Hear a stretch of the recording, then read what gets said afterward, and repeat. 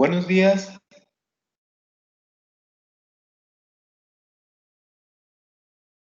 Buenos días, Buenos maestro. días. Buenos días.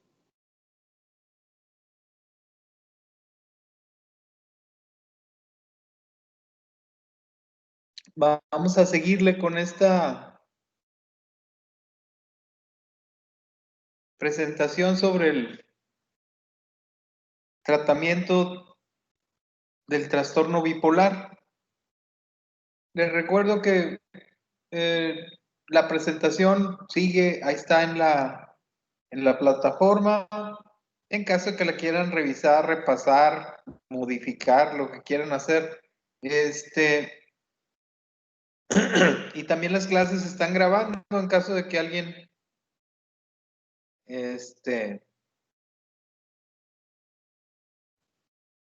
se pierda la clase y quisiera luego revisarla, pues ahí tiene la posibilidad de volverla a ver. Pero bueno, acá estábamos con el trastorno bipolar y su tratamiento, y lo que decíamos ayer es que hay varias posibilidades en el tratamiento de un episodio maníaco, posibilidades farmacológicas, ¿verdad? Decíamos, si el cuadro es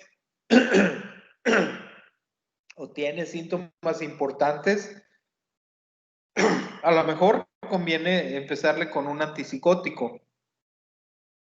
Pero luego también se pueden utilizar los estabilizadores del estado de ánimo como el litio o el valproato.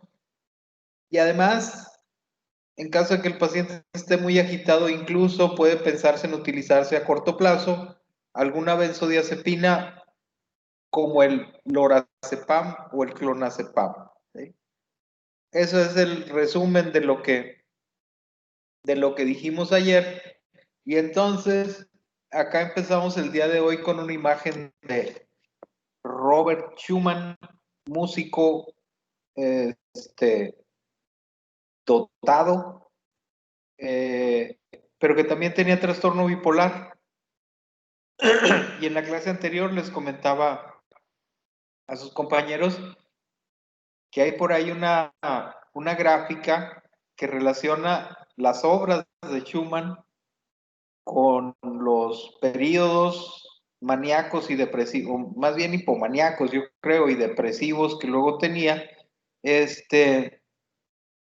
Y es muy notorio que durante los episodios de elevación del ánimo, pues llegaba a componer, no sé, a lo mejor docenas de obras en ese periodo, pero cuando tenía los episodios depresivos, pues en esa época no hacía nada, ¿no? Y bueno, comentando sobre esta cuestión de la relación que luego hay entre la creatividad y los trastornos afectivos. Y decíamos que sí, pues que en los episodios de elevación del estado de ánimo los sujetos tienden a estar así como muy creativos, ¿no? Y sí parece que hay una cierta relación entre estos trastornos afectivos y la creatividad en algunos sujetos, ¿no? O sea, no quiere decir que si te vas a dedicar a las cuestiones artísticas vas a tener un trastorno bipolar o el trastorno bipolar te manda para allá. Más bien eso habría que verlo en cada caso particular, pero bueno, es notable esta cuestión de que pues luego te encuentras muchos personajes con trastorno bipolar. Más bien, pues te los encuentras porque son famosos, ¿no? Y porque tienen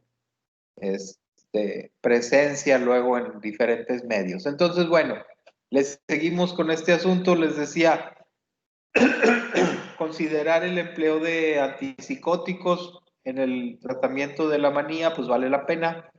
Regularmente eso es lo que se hace, esto que dice aquí, se empieza con dosis más bien bajas y luego se va aumentando el antipsicótico, viendo cuál es la evolución del paciente. el puro antipsicótico no funciona, pues a lo mejor conviene pensar en agregarle también litio o valproato y por supuesto considerar esto de que no todo mundo va a responder igual a todos los antipsicóticos, pues bueno, eh, habría que ver esto que dice ahí al principio, factores de riesgo individuales en función de los efectos secundarios. Bueno, esto significa, por ejemplo, con los antipsicóticos nuevos, que luego hay personas que van a subir de peso cuando se les prescriben antipsicóticos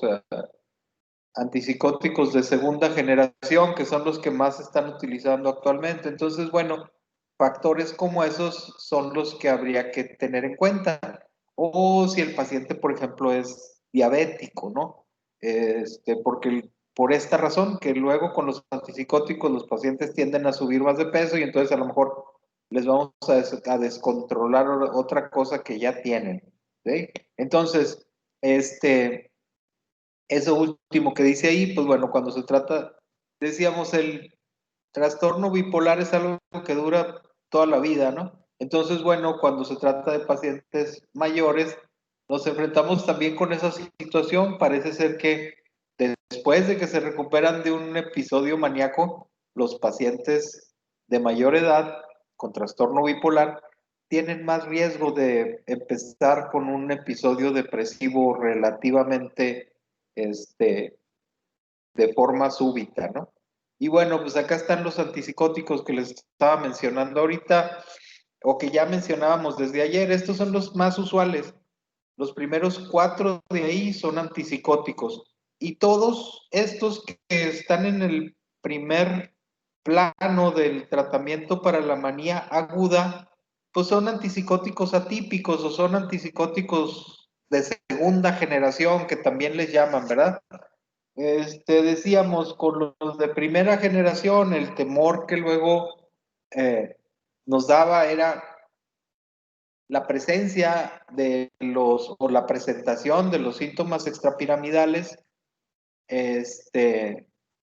como la caticia, como la distonía de torsión, como el Parkinson medicamentoso, o no se diga como la disquinesia tardía, ¿no? O también con este síndrome tan gacho que se llama síndrome neuroléptico maligno.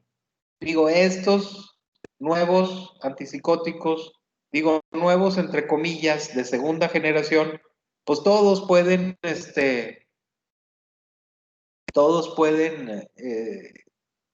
causar los mismos efectos que causaban los anteriores, no más que los causan con menor frecuencia.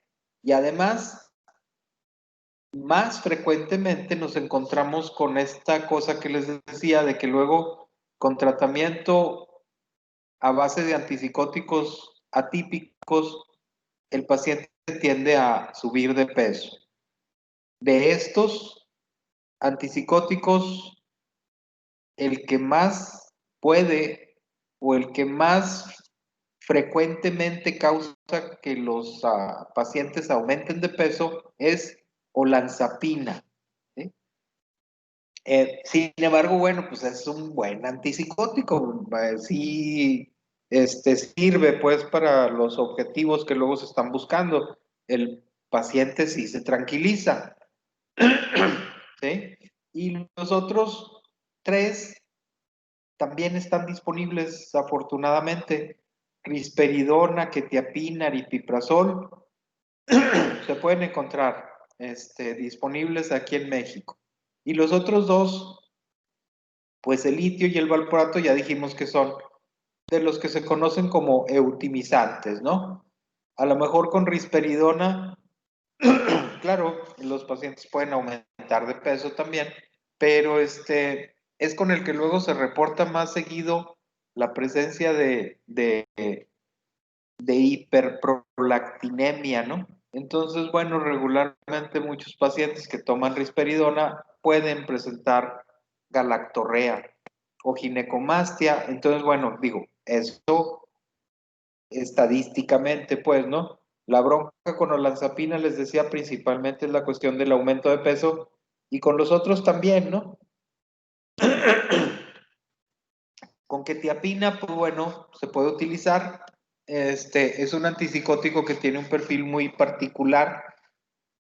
Si ustedes utilizan dosis muy bajitas de quetiapina, o sea, 25 miligramos de quetiapina, que son las tabletas de dosificación más baja que hay disponibles. Si se toman 25 miligramos de quetiapina, los pacientes van a experimentar somnolencia. Esto es, a lo mejor la quetiapina pudiera ser una buena opción para tratar el insomnio en una persona en la que no quieres prescribir, por ejemplo, benzodiazepinas o inductores del sueño como los que mencionábamos, como el triazolam o el solpidem o el midazolam. Pues a lo mejor con 25 miligramos de quetiapina con eso duerme la persona, ¿no? Y y no le estás dando benzodiazepinas. La misma quetiapina a dosis más altas, es decir, entre 300 y 450 miligramos, funciona como estabilizador del ánimo y más particularmente como antidepresivo. O sea, en esas dosis, la quetiapina funciona más bien para alteraciones del ánimo. Y dosis más altas de quetiapina, de 600 miligramos para arriba, ¿sí? Se considera que tienen un efecto antipsicótico. Ahí sí, o sea, antipsicótico, porque bueno, a esas dosis se recomienda para emplearlo en pacientes con esquizofrenia, ¿sí? Entonces, bueno, ahora sí que un medicamento así como de un espectro amplio y puede funcionar en diferentes condiciones. Y entre esas condiciones, pues funciona para tratar de yugular los síntomas que luego se presentan durante un episodio maníaco, ¿sí? Bueno, entonces esos serían como los de primera elección, pero luego hay alternativas de antipsicóticos que luego se pueden también considerar en el caso de un episodio maníaco. Y acá está esta mujer rapándose, que luego digo, no tiene nada de particular que una gente se, se corte el pelo, pero luego es algo que te encuentras con cierta frecuencia en los pacientes bipolares. De repente llega este, con, con la cabeza rapada y luego, vaya, acá en el asunto de la bipolaridad, pues luego son acciones como estas que mencionábamos ayer, son como decisiones que toma la persona así de forma intempestiva, ¿no? Súbita, de repente, se le prendió el foco y ahorita me rapo, y a lo mejor hasta ellos mismos se rapan, ¿no? Digo, eso es diferente digo, porque igual cualquier otra persona puede llegar con el, con el cabello cortado al rape, pero esto de que de repente se te ocurre raparte y lo haces tú mismo en un momento de acelere, es diferente de la persona que luego dice, pues voy a ir al salón o a la peluquería y me voy a cortar el pelo de tal manera porque hace rato que ya traigo ganas de cambiar mi look.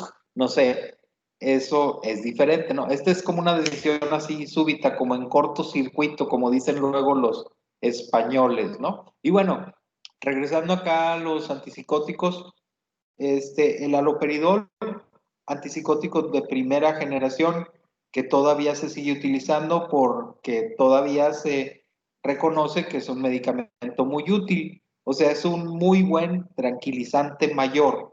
Recuerden que anteriormente a los antipsicóticos les decían tranquilizantes mayores. En esta línea de considerar que se trata de medicamentos que se utilizan precisamente para los trastornos psiquiátricos mayores, ¿no? O sea, como la esquizofrenia o como el trastorno bipolar. Y el haloperidol, muy buen medicamento antipsicótico, pero con la desventaja de que luego tiende a causar muy frecuentemente efectos extrapiramidales. O sea, casi que de ley le das haloperidol al paciente y el paciente va a tener o Parkinson medicamentoso o este acaticia o distonía. Entonces, bueno, eso es algo que hay que tener en mente. Sin embargo, a la hora de que te enfrentas con un sujeto que está cursando con un episodio maníaco, pues vale la pena considerarlo todavía como una opción, porque los pacientes sí se calman. Igual se calma con cualquier otro de estos que se menciona ahí, ciprasidona, cenapina, paliperidona o clozapina.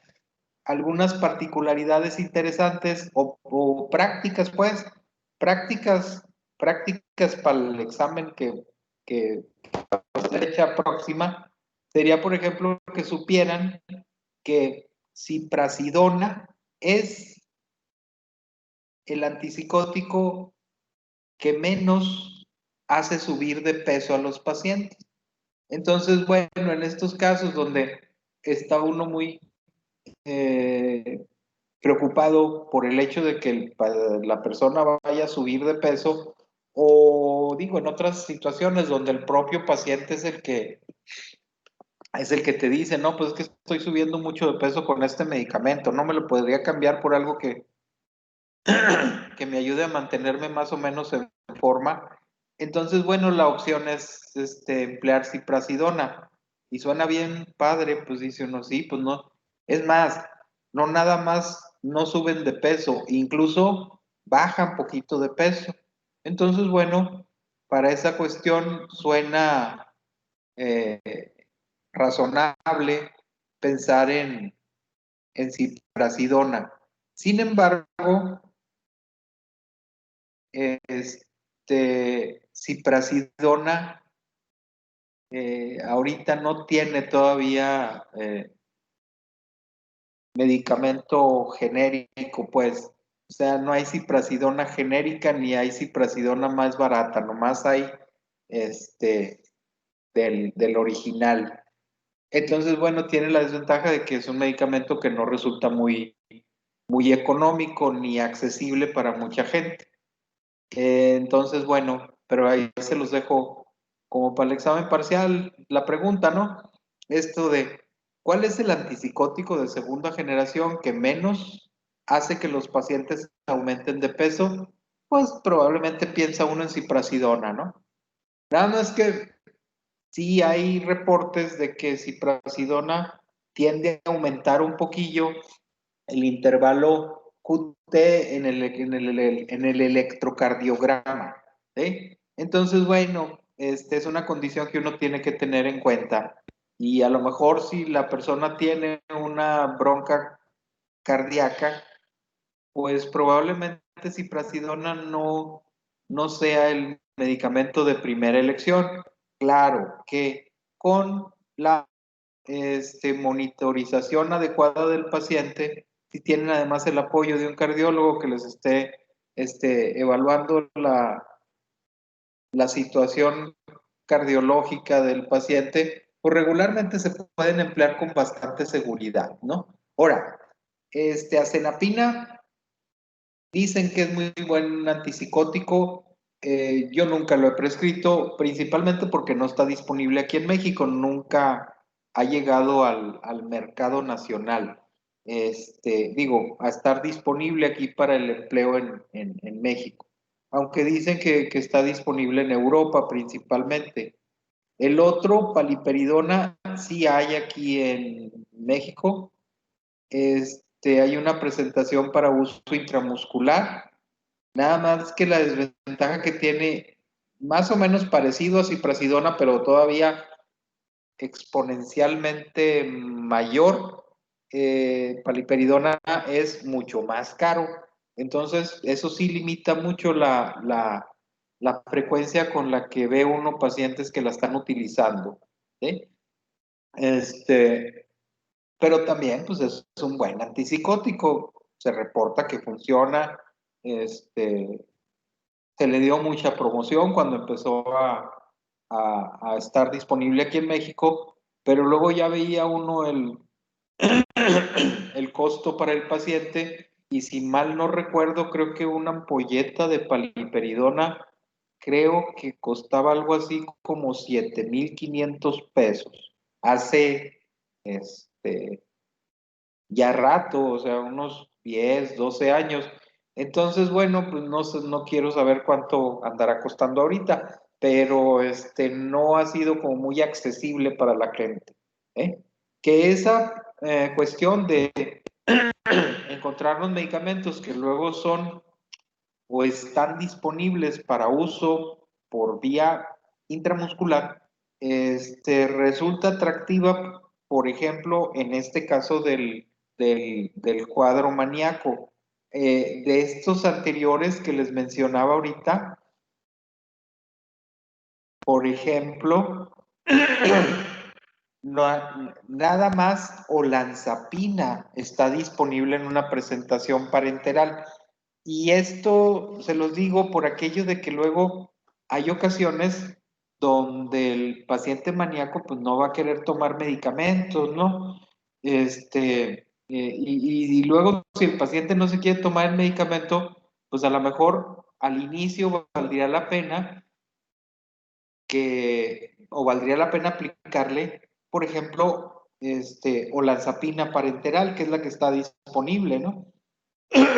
Les digo, para esos casos donde el paciente se resiste a tomar el medicamento, pues bueno, a lo mejor una o dos ampolletas de olanzapina pues pueden ser de utilidad. Esto en cuanto a los de primera línea, pero les decía, acá están las alternativas y el primero es el aloperidol, y aloperidol es un medicamento que también está disponible en esta presentación parenteral de efecto inmediato. O sea, me refiero a estas presentaciones donde tú le pones el medicamento al paciente intramuscularmente y el medicamento se empieza a absorber de volada y el efecto es a corto plazo, pues.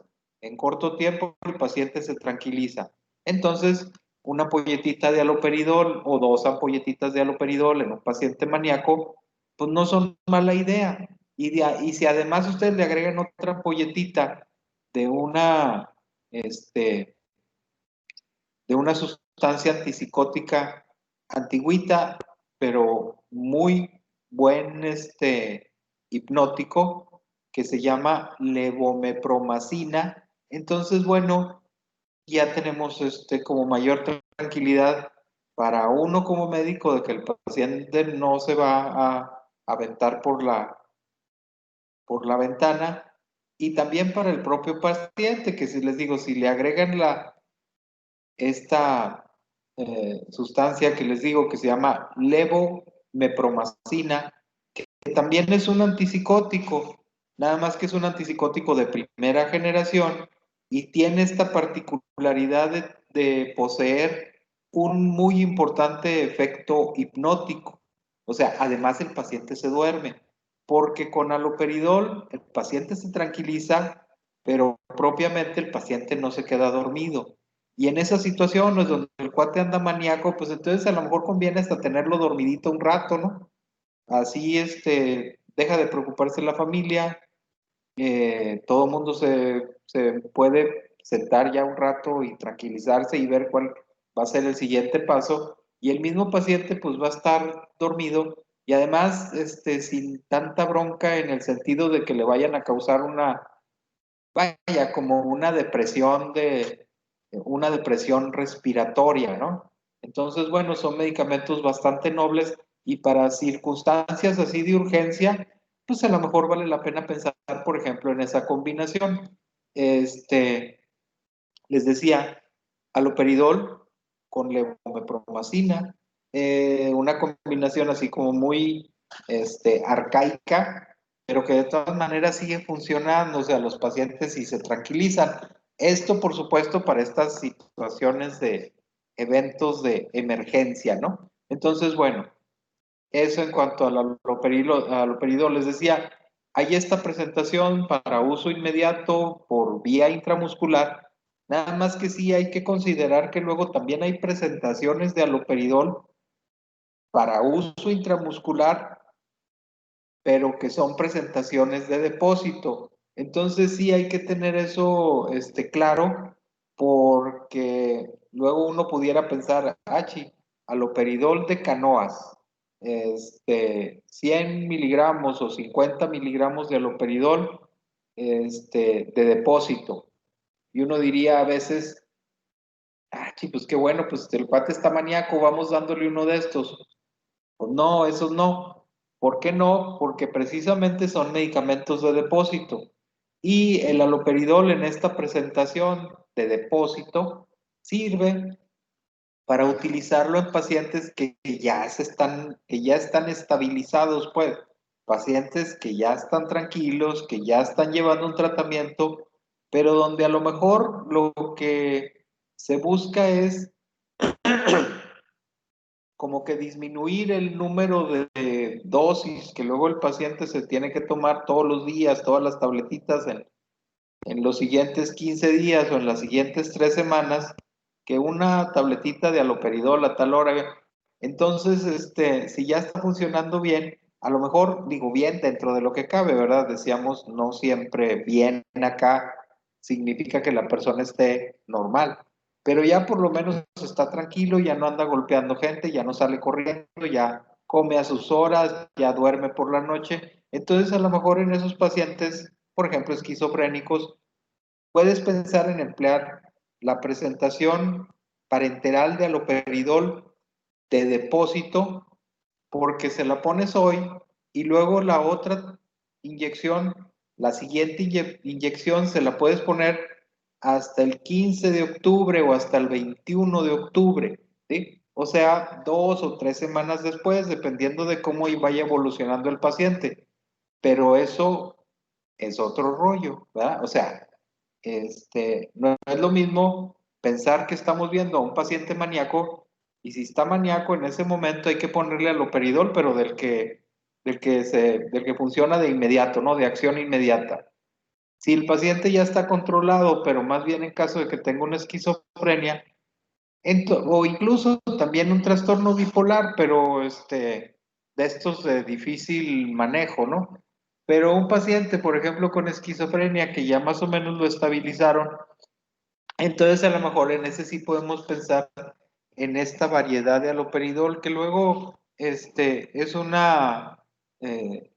una sustancia que viene como decanoato de haloperidol, ¿sí?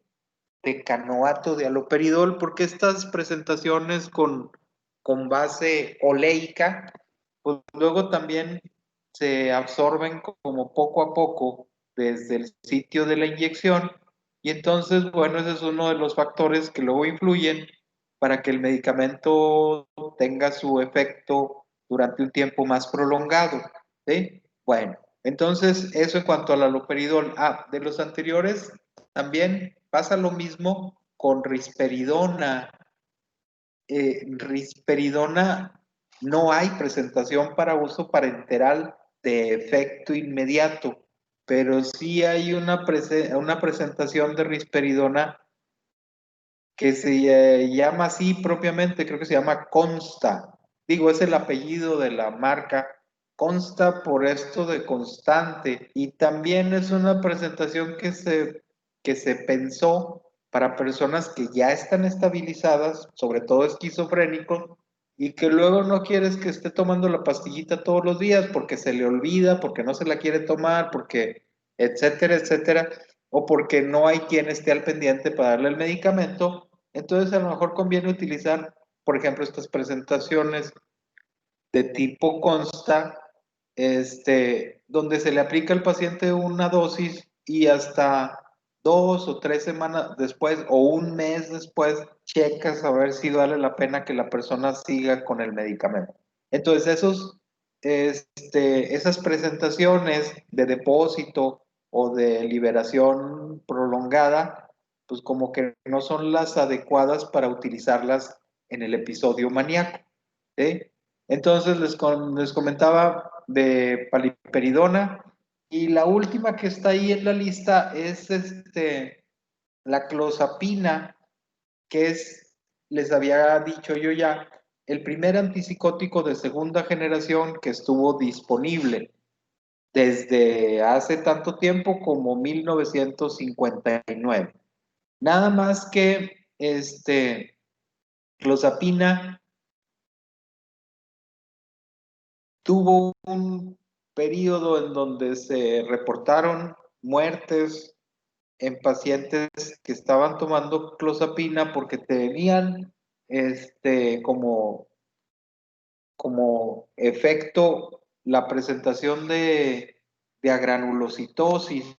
Entonces, bueno, se dejó de usar un rato en el área psiquiátrica, pero posteriormente ya se volvió a poner a la disposición del médico para poder prescribir clozapina, porque, digo, se puede prevenir esta cuestión de la agranulocitosis en pacientes que vayan a tomar clozapina, si se les hacen biometrías hemáticas frecuentes. Esto es, un paciente que vaya a empezar a tomar clozapina, a lo mejor vale la pena que los primeros días que está tomando el medicamento se le realicen biometrías hemáticas con regularidad para ir checando los niveles de glóbulos blancos, ¿no? Y si los niveles de glóbulos blancos cuando el sujeto está tomando clozapina se mantienen estables, pues entonces luego ya después las biometrías hemáticas se van espaciando y generalmente el paciente puede tomar su medicamento con bastante seguridad. Nada más que en este caso les vuelvo a decir, se habla de clozapina,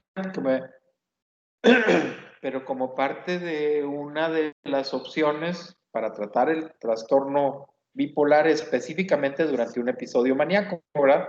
Entonces aquí utilizarías clozapina a lo mejor durante un periodo de tiempo más cortito, pero bueno, les digo, eso ya se va viendo con el tiempo dependiendo de cada paciente y de su evolución, ¿eh? Pero bueno, en este caso pues, antipsicóticos de, de segunda generación y también, bueno, de primera como el haloperidol, pero acá en un segundo plano para utilizarlos en el episodio maníaco. Y bueno, habíamos mencionado que existe esta cuestión como de, de episodios campechaneados, ¿no? Un episodio donde al mismo tiempo te encuentras que la persona tiene síntomas maníacos, como que está como muy verborreico y con el pensamiento muy acelerado y que está muy intranquilo, pero que está teniendo ideas de culpa y que este se siente triste o que tiene un estado de ánimo muy bajo. Entonces, bueno, esos episodios mixtos, pues a lo mejor también vale la pena entrarle con cualquiera de estos antipsicóticos. El que mencionamos que sube más de peso a los pacientes, que es la olanzapina, el que lo sube menos de peso, que es la ciprasidona, que ciprasidona también tiene una presentación para uso intramuscular. O sea, estos dos, olanzapina y ciprasidona, se lo pueden encontrar ustedes ay, no son ampolletas, son viales, o sea, vienen en frasquito, ¿sí? Vienen en viales para, para su uso por vía parenteral, digo regularmente por vía intramuscular, ¿no? Aripiprazol es un antipsicótico también de segunda generación, que luego dicen que casi ya es de tercera generación, pero no, bueno, dicen que es de segunda generación principalmente. Es un antipsicótico útil, sí funciona, pero igual que con todos, pues tiene sus ventajas y desventajas. Con aripiprazol más frecuentemente los pacientes se quejan de acaticia y también luego frecuentemente se quejan de cefalea y de insomnio. Entonces, bueno, tengan eso en cuenta. Acenapina, les digo, ahorita no está disponible aquí, pero bueno, quienes lo han empleado en donde está disponible, pues dicen que es un buen antipsicótico, ¿sí? Los mixtos, ya que está otra actriz, curiosamente, también con diagnóstico de trastorno bipolar, que ya falleció, creo, ella, pero digo, parece que no fue por, por suicidio. Pero bueno, y luego estos vaya, los ponemos acá porque, bueno, les había comentado, creo, que muchos de los estabilizadores del ánimo son anticonvulsivos y acá tenemos ejemplos de anticonvulsivos que se pueden utilizar en el tratamiento del trastorno bipolar, pero que no se recomienda utilizarlos en la manía aguda. Entonces, ni carbamazepina, ni oxcarbazepina, ni gabapentina, lamotrigina o topiramato, que todos son anticonvulsivos, todos se han empleado para tratar el trastorno bipolar, pero todos estos no se recomiendan utilizarse en episodios maníacos agudos. ¿Sí? Bueno, eso en cuanto a lo que no hay que hacer, pero si les parece, mañana, bueno, de una vez vamos a decirlo ahorita. Obvio, si el paciente ya está tomando su antipsicótico, pero tiene síntomas maníacos, entonces hay que checar qué ondas con la dosis, ¿verdad? O también si se está tomando el medicamento. En caso de que se lo esté tomando y que la dosis no sea suficiente o no sea la apropiada, entonces hay que pensar en, vamos subiéndole un poquito, ¿verdad? Digo, puede haber pacientes que se han mantenido estables, a lo mejor con 5 o 10 miligramos de olanzapina, por poner un ejemplo, ¿no? Y a lo mejor regresa el paciente que está tomando 5 miligramos de olanzapina, pero está teniendo nuevamente síntomas maníacos. Pues entonces ahí, a lo mejor ahí vale la pena subirle un poquillo al medicamento o incluso agregarle un estabilizador del ánimo como cualquiera de los dos clásicos, ¿no? Litio o valproato, tratando de controlar el episodio. ¿Sí?